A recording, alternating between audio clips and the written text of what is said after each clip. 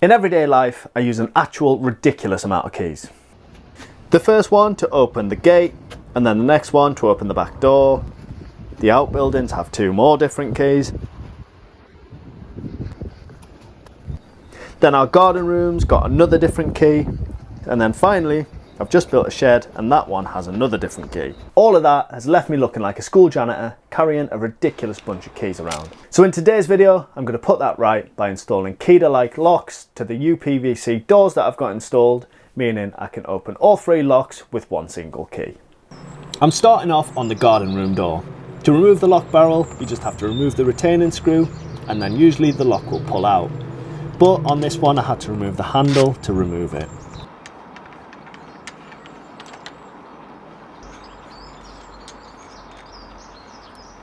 To remove the lock, you put the key in and then quarter turn it to release it from the door.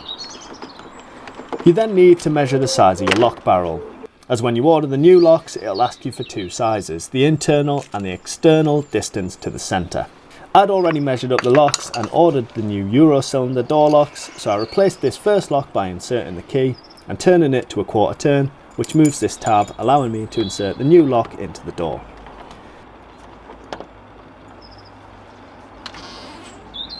I can then refit the retaining screw and get the handle refitted.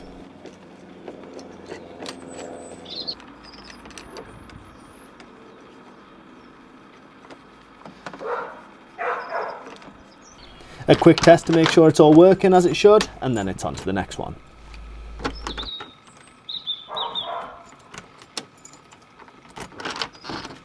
This is done in the exact same way by removing the screw, a quarter turn of the key, and then the barrel's then released. This lock barrel didn't require me to take the handle off. As you can see, it slips straight out with a bit of persuasion. This replacement lock has a thumb turn on the inside rather than a key like the old one did. This is a bit safer if we ever had a fire and we wouldn't need to find a key to get out. If we'd have had this lock the time Emma took my keys with her and locked the door behind her, I wouldn't have been locked in. Cheers, Em. This lock goes back in the same way, but because of the thumb turn, there's no need to use the key to quarter turn the lock.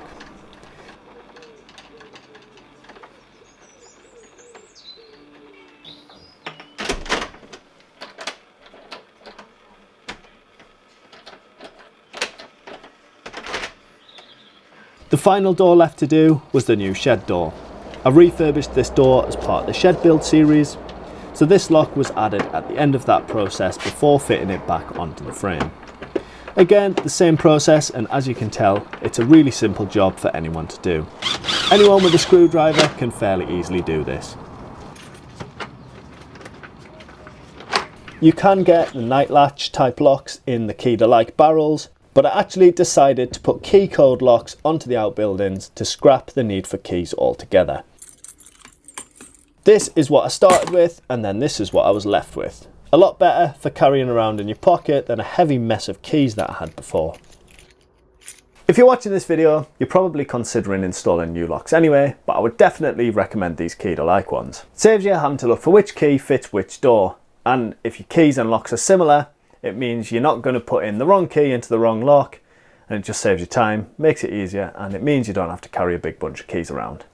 Even if it's just for a front door and a back door, it's just easier having one key for both of them.